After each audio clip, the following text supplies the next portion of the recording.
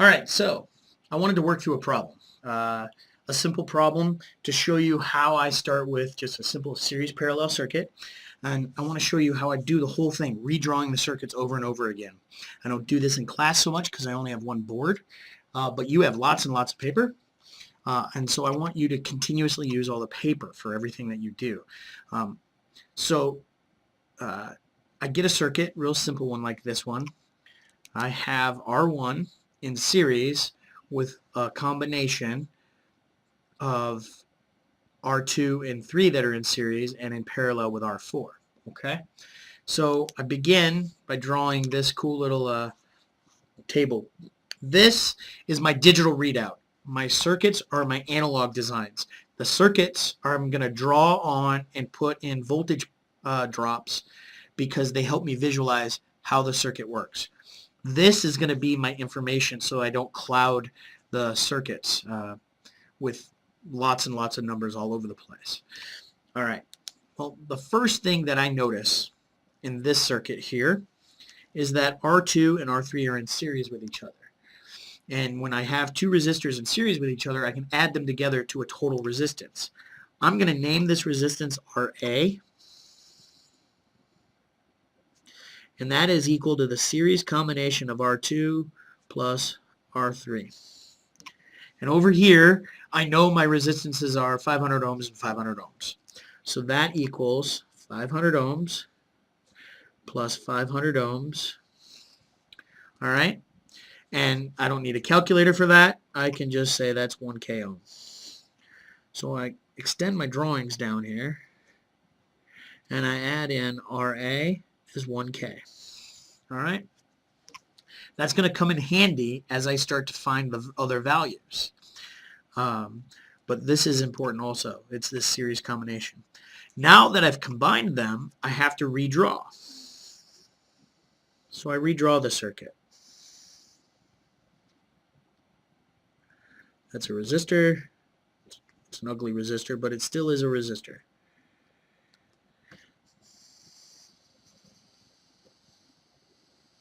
$10 R1, RA, and R4. So I've combined these together. I'm going to call this circuit 1, circuit 2. All right. Now, the next thing I notice is that RA and R4 are in parallel with each other. So I can combine them into RB. But they're in parallel. So there's another way I could have drawn this that might help us again. So I'm going to call this 2.1. And circuit 2.2 is another way of looking at this circuit. So I'm going to write an OR. And I'm going to say, here's my 10 volts. There's my R1. I want to make sure I have room here.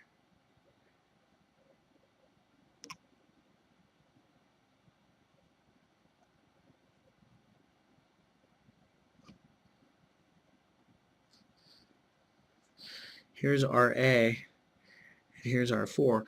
Those are the same circuits. So this is circuit 2.2. Those are the same. They result in the same thing. So RA is in parallel with R4. RA is in parallel with R4. This is showing that this node, voltage-wise, has the same point. This node, voltage-wise, is the same point. And this node is the same point. All right? Well, those are in parallel. It's more obvious maybe here than here. Okay, so we have to redraw, and we're going to redraw circuit 3, and we're going to create an RB. RB is equal to RA and parallel with R4. All right, which is RA is now 1K and parallel with another 1K. Well, that's an easy math. That's 500 ohms. But I want to show you how the calculator can work for us. I can do 1 divided by the quantity of 1 divided by 500 plus the quantity of 1 divided by 500, close quantity, enter. Oops, I did that wrong. That's 250, but that's right. Let's do that again. Let's do our math. 1 divided by the quantity of 1 divided by e to the 3, which is 1k, plus the quantity of 1 divided by 1 e to the 3, which is 1k. Enter, and I get 500 ohms. Okay, that's a lot of punching of buttons. An easier way is if I open up the quantity and I do 1 e to the 3 and I do an exponent negative 1. That's the inverse, plus 1 e to the 3 exponent negative 1, close quantity, exponent negative 1. That simplifies and gets me the same math. So a few less clicks on the calculator and it's easier to do. All right? But we end up with 500 ohms anyways. So I end up making an RB over here. It's 500 ohms. Right? And so I redraw. R1, RB,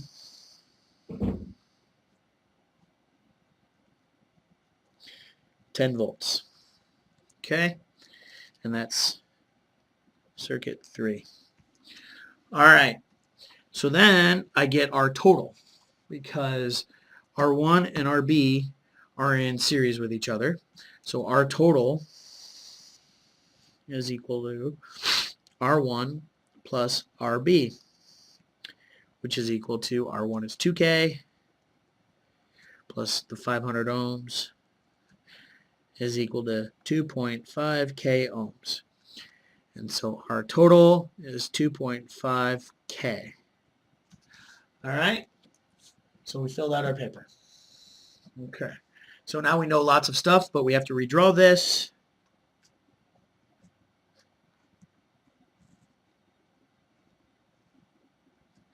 Ten volts, RT. So there you go. That's circuit 4. All right. Well, now here's where you're going to do different. I drew these on here pretty jammed in. I want you to use multiple sheets of paper. Redo the math over and over again. All right. So I need to find the total current. So I'm going to actually flip this off here. And I total is equal to V total divided by R total. All right. Well, I come here. This is my R total. And my V total is 10 volts. So I can put that right here. This chart helps me figure out Ohm's law. Okay? Ohm's law is V equals I times R. So if I have 2 of these values, I can find the third.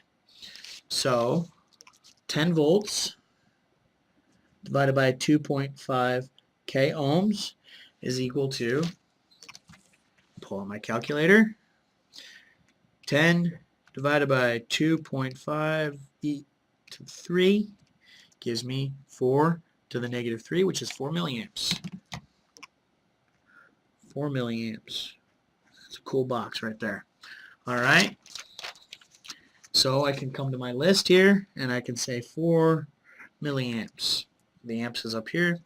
And this is I total. And it's flowing through RT. That's my positive side. That's my negative side. All right. So that's done. Well, I can come over here now in my I total. Since RT is the series combination of R1 and RB, and series circuits have the same current, because this current has no choice but to flow through R1 and through RB, I can take this and say R1 is equal to 4 milliamps and RB is equal to 4 milliamps. So then I can come over here and say equals IR1 equals IRB. So that's pretty cool. All right?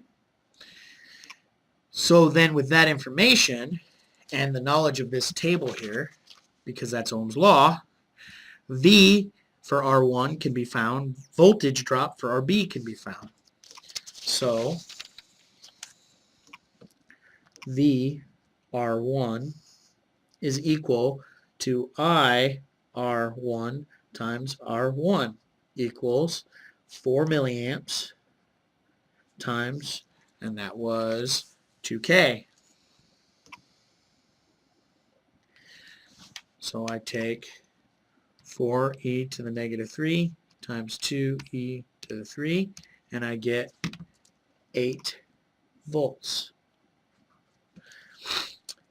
And VRB is equal to IRB times RB is equal to 4 milliamps times RB is 500 ohms.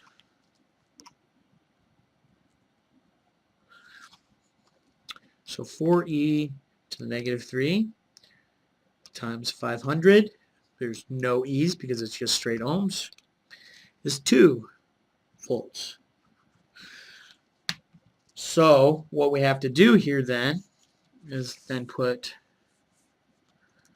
8 volts and 2 volts, but there's more to this, right? This combination, 8 volts plus 2 volts is equal to 10 volts, right? So VR1 plus VRB equals VT, and that is true.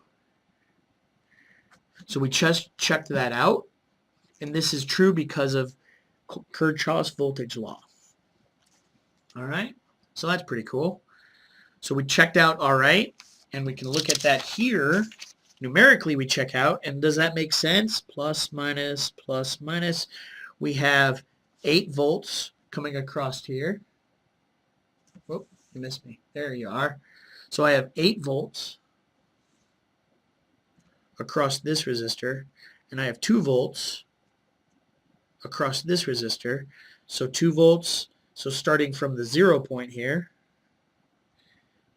0 plus 2 plus 8 equals 10. That makes sense.